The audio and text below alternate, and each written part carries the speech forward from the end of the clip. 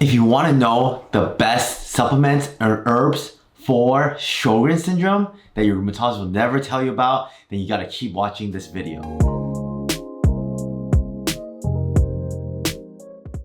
Hi, my name is Dr. Micah, board certified integrative rheumatologist, and today we're gonna be talking about the best supplements and herbs for Sjogren syndrome that I have found based on my research and education. Before we begin talking about supplements and herbs, if you want to learn more about the signs and symptoms of Sjogren syndrome, then please watch the video that I produced recently on this very topic. So oftentimes when you get symptoms of dry eyes or dry mouth or inflammation in general in Sjogren's, your doctor will give you medications for this.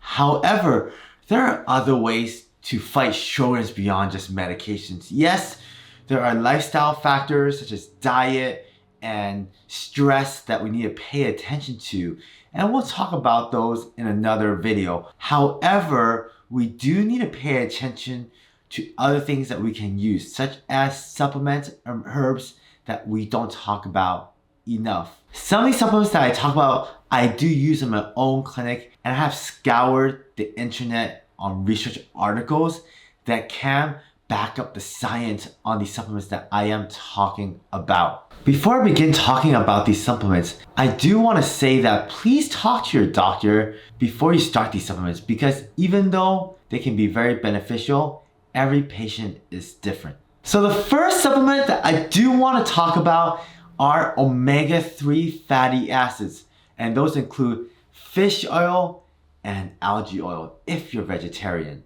So in this first study that I'm talking about, there are patients that they put on 500 milligrams of omega-3 fatty acids for dry eye syndrome, not specifically Sjogren's, but for dry eyes. And what they did find was that the group that took 500 milligrams of omega-3 fatty acids versus the placebo group did much better with their dry eyes. So there was another study on Sjogren's and omega-3 fatty acids. However, this study wasn't based on whether patients were taking supplements for omega-3 fatty acids. In fact, this study was based on the blood levels of omega-3 fatty acids in these patients. And what did they find? They found that the patients with Sjogren's actually had lower blood levels of omega-3 fatty acids versus people that didn't have Sjogren's. So what could we possibly conclude from that? Well, we could possibly say that patients with Sjogren's in general have lower amounts of omega-3 fatty acids, which could predispose them to more inflammation. Now, in this third study that I'm going to mention to you on omega-3 fatty acids, what they did was that they did a meta-analysis. And what that is that they look at all these different studies out there and they try to draw up a conclusion based on these studies. And what did they find? So they looked at 8 different studies around 1,000 different patients, and they found that omega-3 fatty acid supplementation improved dry eyes in Sjogren's patients. So overall, there is a benefit to using omega-3 fatty acids in Sjogren's patients based on the research out there.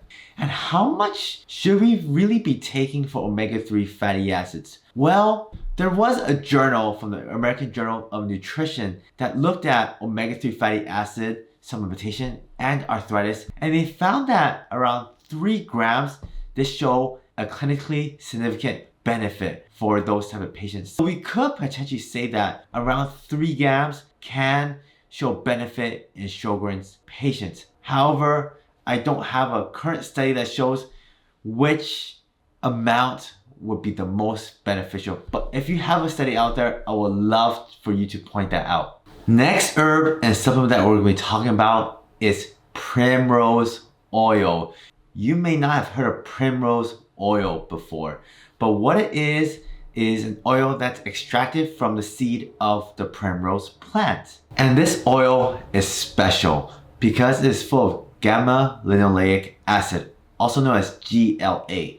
And what GLA is an omega-6 fatty acid that has anti-inflammatory properties. So Primrose Oil may work for certain patients in Sjogren's. However, does the scientific evidence back this up? The first study that we're going to be looking at is, does Primrose Oil help with fatigue in Sjogren's patients. And what it found was that taking evening primrose oil didn't help with fatigue in Sjogren's patients. And the second study was looking at whether evening primrose oil would help with the objective measures of the oral status and the eye status of patients with the dry eyes and dry mouths. And what they found was that taking evening primrose oil didn't really change the objective measure of these two symptoms. So I want to hear from you. Do you take primrose oil and does it work for you? Even though the scientific studies don't show that it works, it may work for you. So I want to hear from you. Let's talk about the third supplement that can potentially help with Sjogren's, and that is turmeric. Turmeric, I've talked about it in previous videos on arthritis. And we do have evidence that it can help with a number of different autoimmune diseases. However, are there any studies that show that it can potentially help with Sjogren's? So from what I found, I didn't find any human studies with Sjogren's and turmeric or curcumin. However, they did do an in-lab study with curcumin and Sjogren's. And what they found was that curcumin in turmeric was able to lower a cytokine called IL-6, also known as interleukin-6, in the salivary gland biopsies of Sjogren's patients. So what are cytokines? Cytokines are cell-to-cell signals in our immune system. And there are many different types. Some of them are anti-inflammatory, some of them are pro-inflammatory. In immunology, IL-6 is a pro-inflammatory cytokine. So we want those to be lowered. So in conclusion, what this study does show is that turmeric can lower the inflammatory signals in the immune system based on the salivary gland biopsies that they found in Sjogren's patients. Now, the evidence isn't very strong with Sjogren's and turmeric, but I am all for turmeric and I believe that it can help with Sjogren's patients just like it can with other autoimmune diseases. This next supplement you probably haven't heard of, and I didn't know about it until I did research on this, and I did write about this on my website many months ago. And this supplement is called Pycnogenol.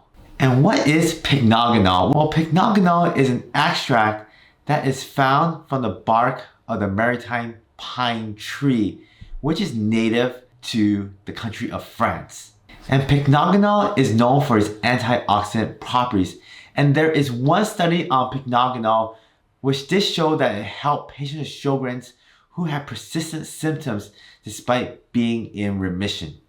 And the supplement Pycnogenol helped both the dry eyes and the dry mouth in Sjogren's patients. So this is a supplement that I'll probably be using going forward with some of my patients who have persistent symptoms despite feeling really good. So tell me, have you used Pycnogenol before? Because I haven't used it before, but I think I'm going to start using it in my patients going forward. Alright, let's not forget one of my favorite supplements and vitamins, which is vitamin D. So vitamin D is such an important vitamin because it plays a huge role in the immune system.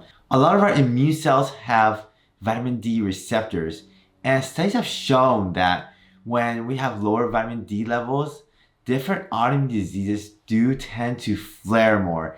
And there are studies with vitamin D and Sjogren's. So vitamin D is anti-inflammatory, so we do not want that to be low on our blood levels. And there was a recent study that came out in 2023 on vitamin D levels and Sjogren's patients. And what they found was that higher levels of vitamin D was associated with a lower risk of having Sjogren's. And this conclusion is in line with other autoimmune diseases that they have found with vitamin D, such as rheumatoid arthritis, lupus, and multiple sclerosis, that vitamin D is really important. And this is a level that I measure pretty consistently in my patients, and I definitely measure on myself to make sure my blood levels are normal as well. So I love vitamin D. It is one of my favorite supplements, and please tell me, do you feel like vitamin D helps you when it's normal, and do you flare more with a lower level of vitamin D? This next supplement is all about NAC, also known as N-Acetylcysteine. And I've mentioned N-Acetylcysteine before in my previous videos. Please check that out because I do mention a study in lupus patients who did take NAC and it improved their symptoms. So please check that out if you're interested in lupus and supplements. But on to Sjogren's. So there is a study that talked about NAC with Sjogren's, and NAC is an antioxidant, so it will fight inflammation. So there are about 26 patients in this study, and what they found was that patients that took NAC supplements did much better than placebo, and their dry eyes did improve with NAC. So I really like this supplement. It's one of my all-time favorites. Of course, not every patient will be able to tolerate it, but if you can tolerate it, I think it's a great way to lower inflammation. Unfortunately, this study doesn't talk about the dose that was used, so I couldn't get that for you all. But in my previous video on lupus, I did mention that the patients did use 1800 milligrams of NAC and it did show benefit. Okay, we're getting to the last two supplements here, and these are supplements you may or may not heard of because they're not used that often.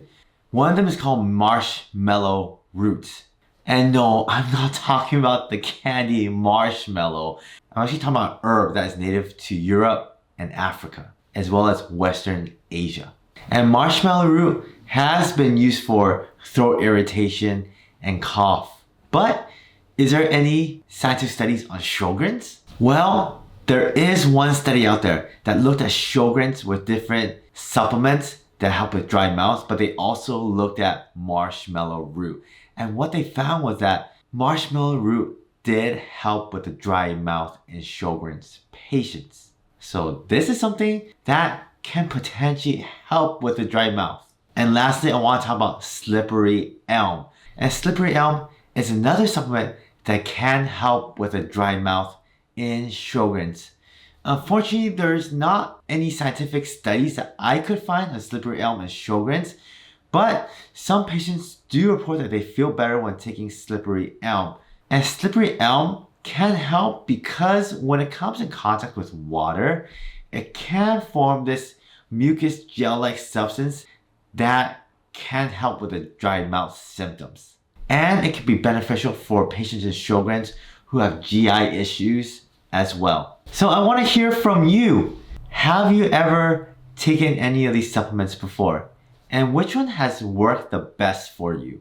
Thank you for watching this video, and I really appreciate it if you can like this video and comment below on what has worked and what hasn't worked with you with Sjogren's. And please subscribe to this channel as well.